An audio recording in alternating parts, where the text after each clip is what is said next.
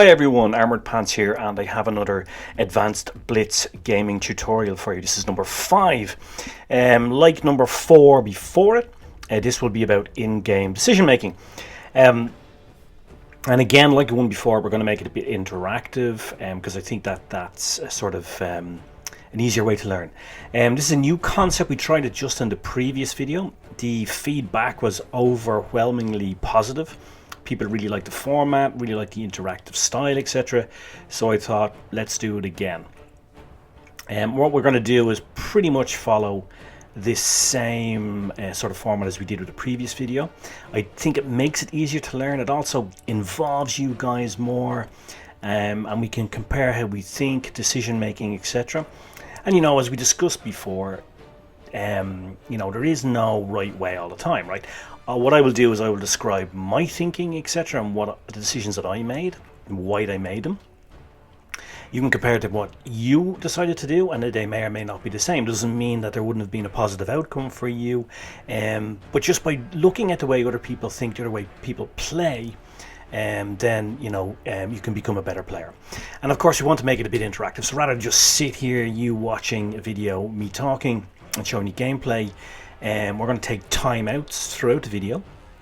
What I'm going to ask you to do then is I'm going to pause the video, ask you to pause the video.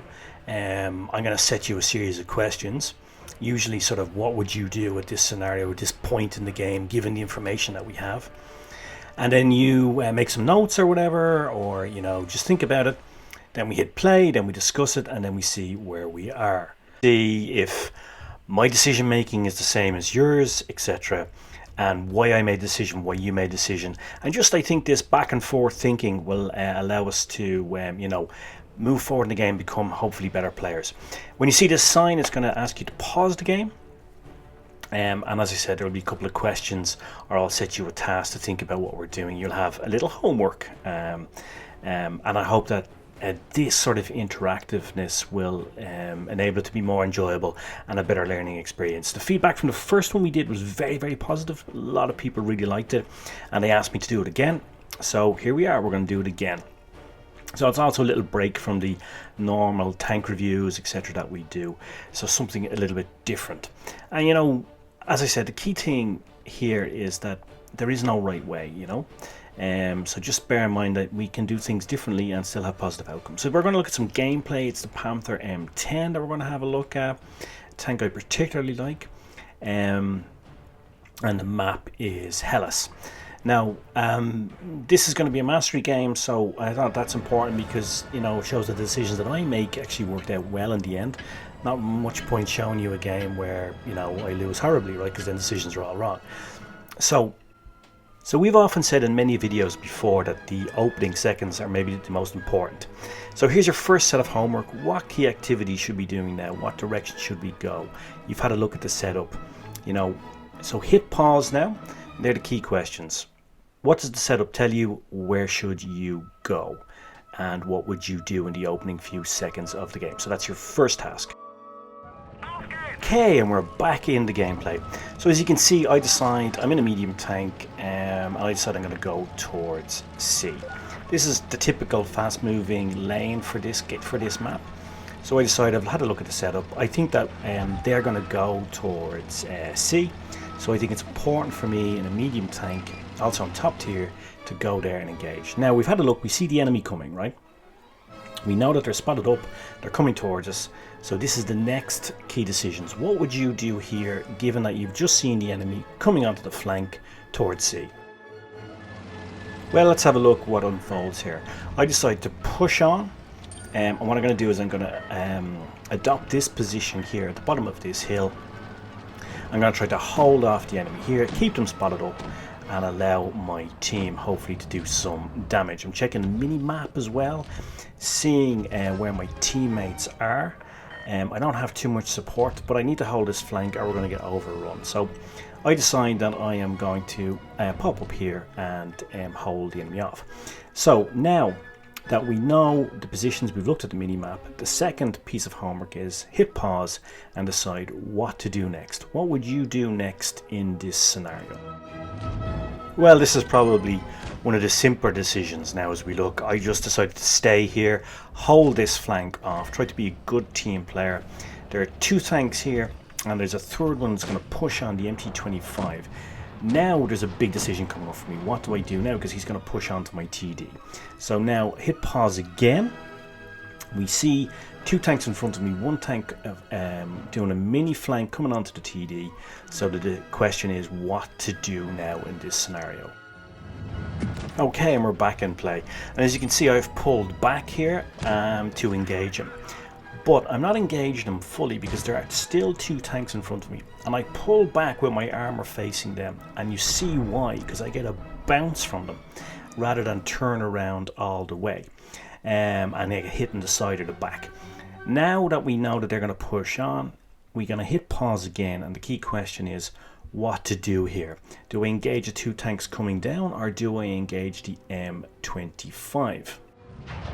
And we're back to the game.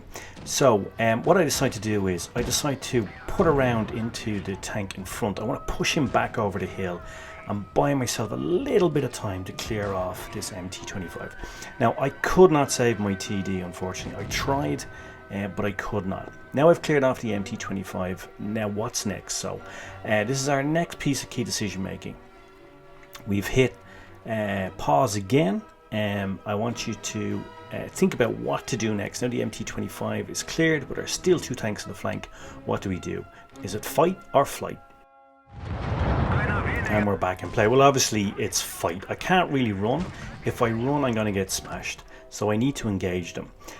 But again, I want you to now have a think about what is around us. What would you do here, and what have you noticed from the environment around that may be beneficial in engaging these 2 tanks? And we're back in play. And what I really wanted you to think about was the hulks of the damaged tanks around us. And what I'm going to do is I am actually going to now use the hulk of the SU to engage the Comet. I'm going to and you know, I used it when both the tanks were there.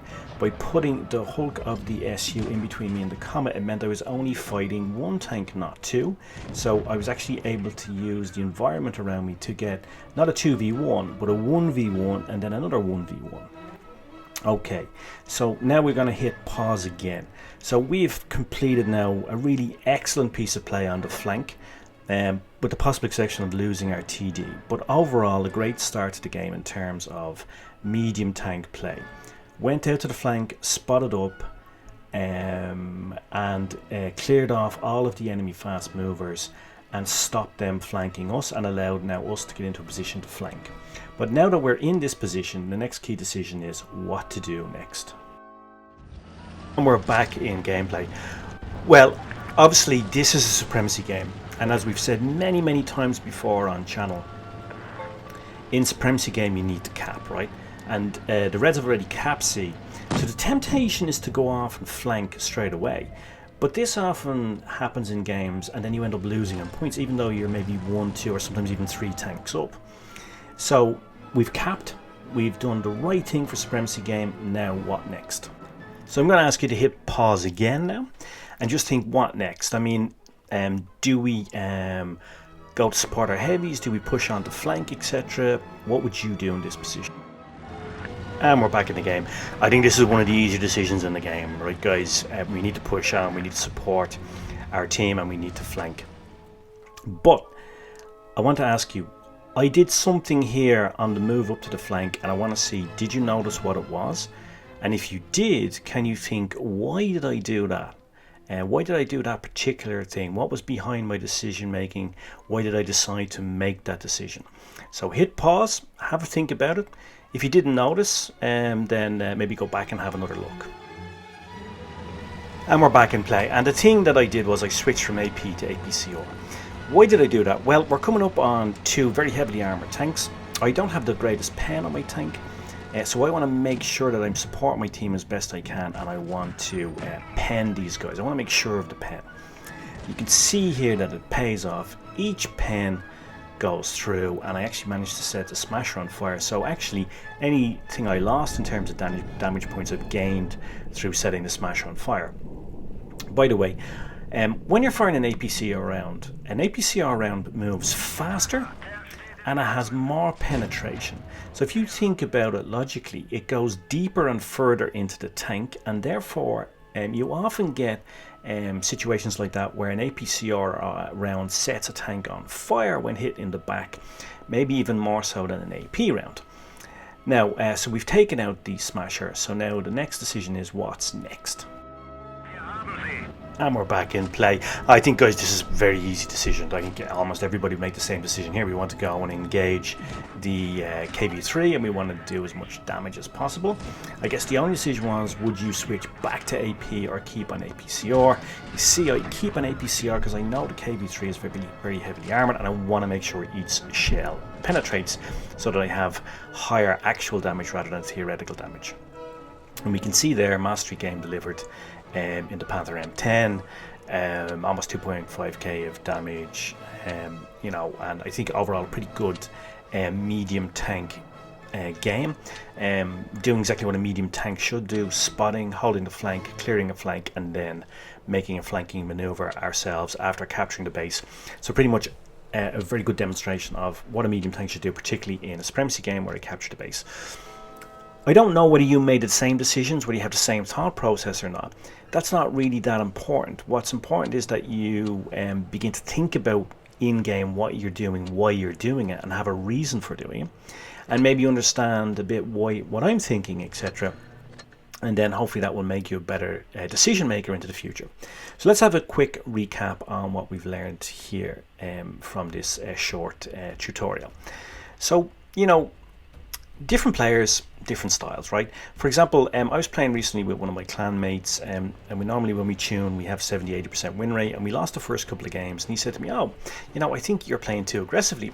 Now, I'm not a player that has, I'm not a person actually that has a particularly big ego, so I actually thought about this, and I was thinking, you know what, he's actually right, because we had a really bad team, and there was bad teams around, so my style of play was not working with the teams that we had, and we needed to be much more cautious. So I took a step back and decided to play differently, and then it was much more successful. So what lessons can we learn from that? Well, firstly, decision making is dynamic. You always need to think about it, the situation that you're in, and in one scenario a decision will work, in another scenario it won't. The key point is that you need to think, always be thinking, always have a reason to do what you're doing. Don't just do things blindly. It's not always going to work, but if you have some information behind your decisions, if you make some sort of informed decision, if you're thinking, you will more than likely have a better game than if you're not thinking, right? And thinking is the key to Blitz. It's a very complicated game, has a lot of complicated algorithms in it. All the tanks are different, every map is different, the teams are always different, and thinking is the key. And if you're always thinking, always trying to make the right decisions, you will become a better player.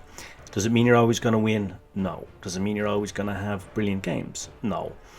But over the course of many, many games, over the course of your entire career in Blitz, it means that you will be a better player. And you know, like most things in life, thinking is important. So cheers, Mush. I hope you found it useful. I hope you found it enjoyable.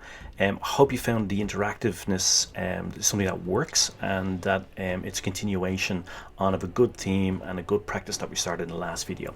But please leave your feedback. I'm always willing to learn from you guys. I always want to make the videos as enjoyable as possible, make the channel as educational and as beneficial to you as possible.